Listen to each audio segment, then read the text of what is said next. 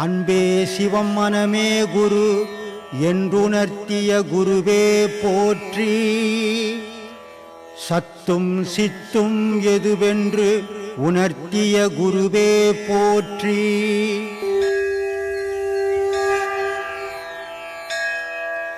முதல்ல சண்டாபேசம் பண்ணும்போது நான் இது வரையும் போய் சாமி இருந்தாலும் கையெடுத்து கும்பிட்டதில்லை. சாமி என்னை நானே கும்பிட்டுக்கிறேன். போய் எனக்கு மனம் வந்து போக மாட்டேங்குது.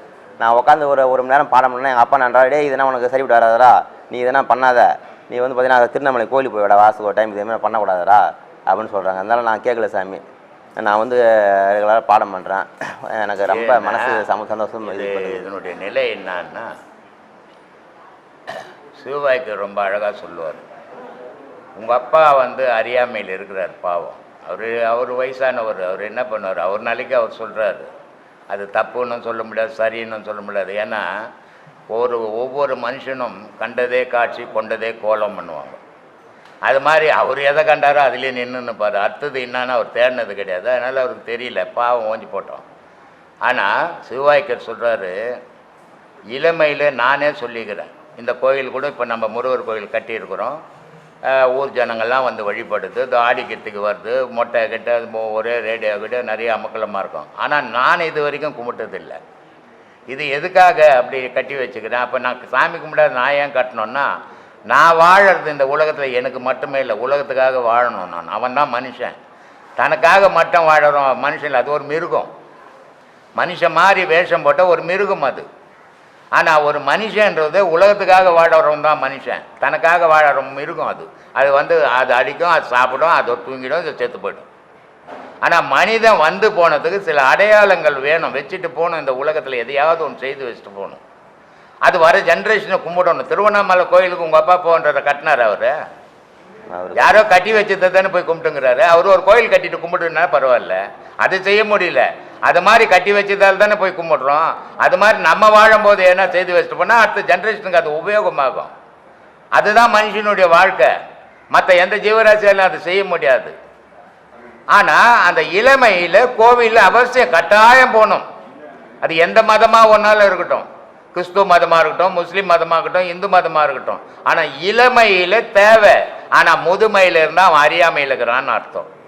அப்போ அவன் இன்னும் உண்மையே தெரிஞ்சிக்கல, புக்கையே படிச்சுங்கிறான், செய்ததே செய்துங்கிறான்னு அர்த்தம். அப்போது அவர் சொல்கிறாரு, நட்டக்கல்லை சுற்றியே 4 புஷ்பம் சாத்தியே சுற்றி வந்து முணுமுணுக்கும் மந்திரம் ஏதடா, நட்ட கல்லும் பேசுமோ நாதன் உள்ளிருக்கையில் என்றார். என்ன பொருள் இது?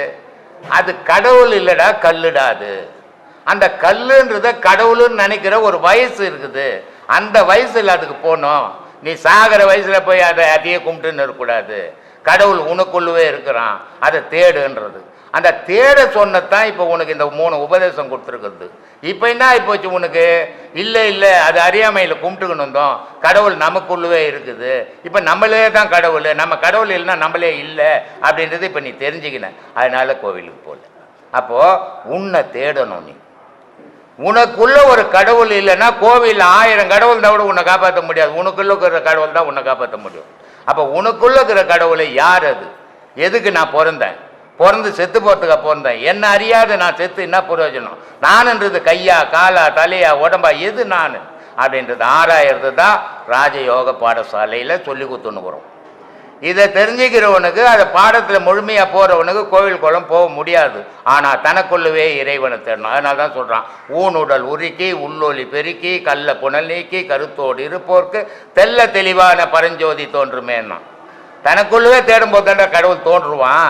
கோயிலில் போய் கும்பிட்டேன்னா கடவுள் தோன்ற மாட்டான். கடவுள் அடையாள பொருளாக தான் இருப்பான்றான். அதனால் எல்லா மதத்தில் இருக்கிறவனும் குறிப்பிட்ட காலம் இளமையில் சர்ச்சுக்கு போ, மசூதிக்கு போ, கோவிலுக்கு போ. ஆனால் முதுமையில் உன்னையே தேடுங்கோ. உங்களை தேடினாதான் மோட்சம் முக்தின்ற பேச்சுக்கு புக்கு வச்சுக்கின்னு படிக்கிறதால மோட்சமும் கிடைக்காது, புக்கும் இதுவும் முக்தியும் கிடைக்காது. அதனால் இப்போ உன்னை தேடுற வழிக்கு வந்துக்கிற, அது நல்ல வழி. அதிலேயே பின்பற்றி மனசை அதிலேயே செலுத்து. உன் உயிர் மேலேயே உன் எண்ணம் இருக்கட்டும், உன் உயிர் மேலேயே உன் நினைப்பு இருக்கட்டும். உடலை மறங்கோ, உயிரை நினைங்கோ. அதுதான் வாழ்க்கையினுடைய முடிவு. ஒன்றும் ஒரு விஷயம் ஐயா, நான் வந்து இது கடை வச்சுக்கிறேன், மருந்து கடை, உரக்கடை. பார்த்தீங்கன்னா ஒரு ஒரு வருஷத்துக்கு முன்னாடி இந்த இதெல்லாம் பண்ணிகிட்டு இருக்கும்போது தான் ஒரு டைம் காலைல கடையை திறந்துட்டு பின்னாடி தண்ணி மழை பெஞ்சிட்டு இருந்தப்போ தண்ணி போகிறதுக்காக கேட்டு பிடிச்சிட்டு தண்ணி தோணும் பார்த்தா அதில் கிணறு பிடிச்சிங்க என்ன கிணறு பிடிச்சிட்டு நானும் ஐயோ அப்பான்னு கத்துறேன். யாருமே வரல.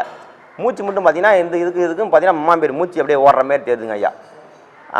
அப்போ தான் ஐயோ என்னடா அம்மா சம்பாரிச்சும் போனவன் கடைசியில் சாக போகிற முடியாதா, என்னடா நம்மளை யாரும் காப்பாற்ற ஆள் இல்லைன்னு ஒரே நேரம் ஐயோ ராமான்னு ஒரு சத்தம் போட்டேங்க ஐயா. அப்படியே ஒரு செகண்டு கீழே விட்டுச்சு எனக்கு இறந்து தோப்புன்னு கீழே வந்துட்டேன் சாமி.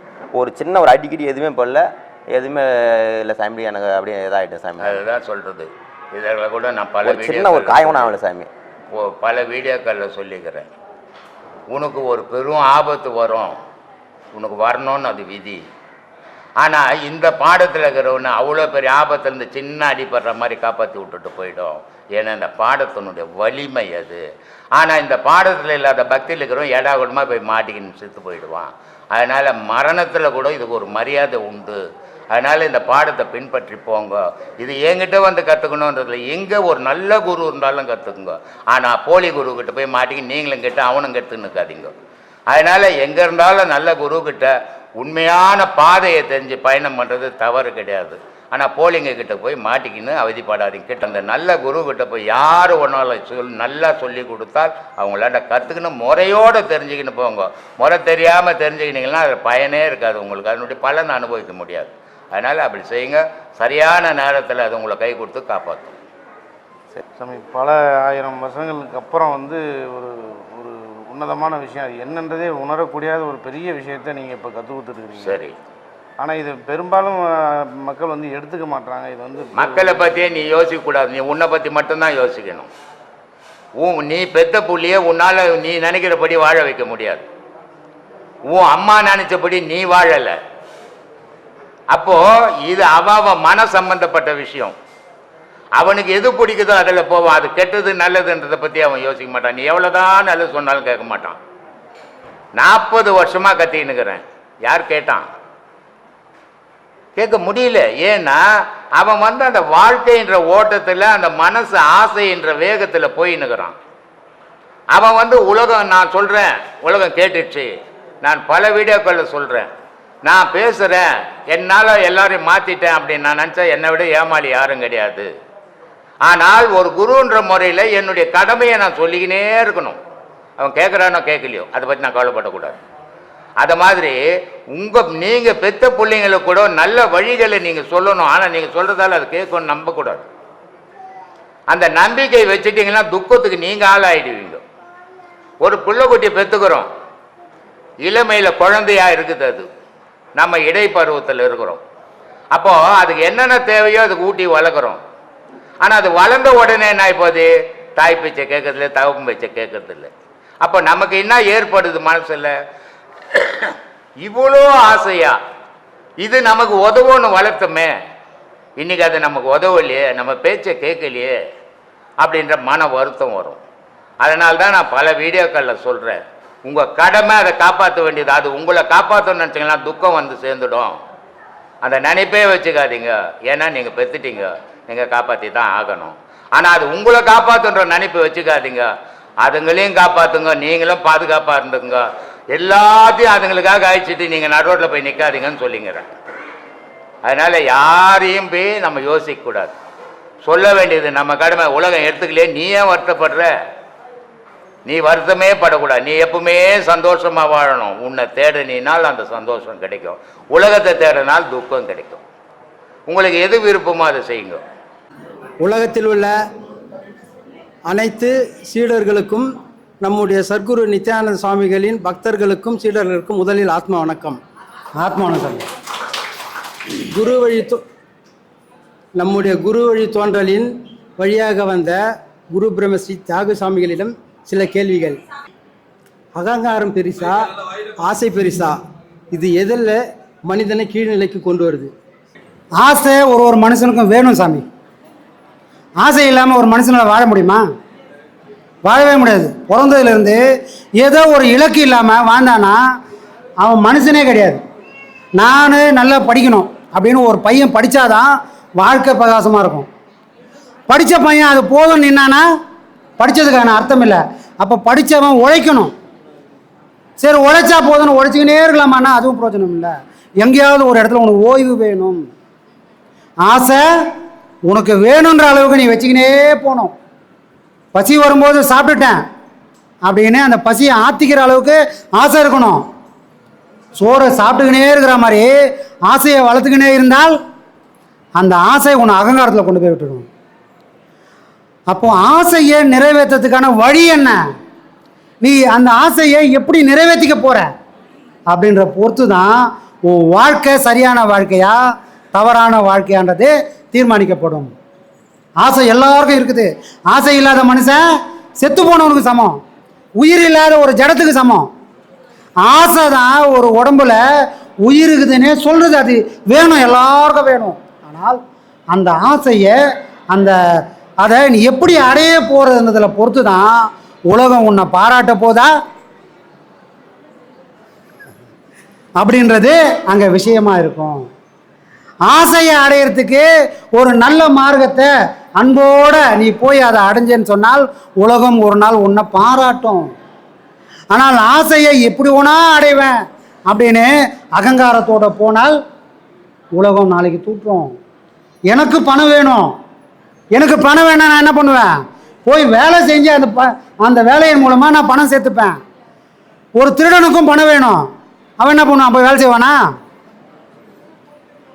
வேலை செய்ய மாட்டான். அவன் யாரோ சேர்த்து வச்சதை, ரெண்டு பேருக்கும் ஒரே இலக்கு தான், ரெண்டு பேருக்கும் பணம் வேணும். இப்போ எது சரி எது தவறு? ஆசைன்றது உன்னோட உழைப்பால் அடையக்கூடிய ஒரு பொருளாக இருந்தால் உலகம் பாராட்டும். புரியுதுங்களா? இல்லைன்னா காலம் எல்லாத்தையும் சாப்பிட்டுட்டு ஜீர்ணிக்கக்கூடிய சக்தி உள்ளது. நாம் சின்ன வயசில் இருக்கும்போது கல்லை சாப்பிட்டாலும் மண்ணை சாப்பிட்டாலும் ஜீர்ணிக்கக்கூடிய உடலாக இந்த உடம்பு இருந்தது. இப்போ இருக்குதா? சாப்பாடே ஜீரணமாக மாட்டேன் சாமி. அப்போ எல்லாத்தையும் ஒரு காலம் மாற்றிடும். ஆனால் இந்த உலகம் எப்போவுமே நிரந்தரமாக நிற்கும். சரிங்களா? ரைட் சாமி.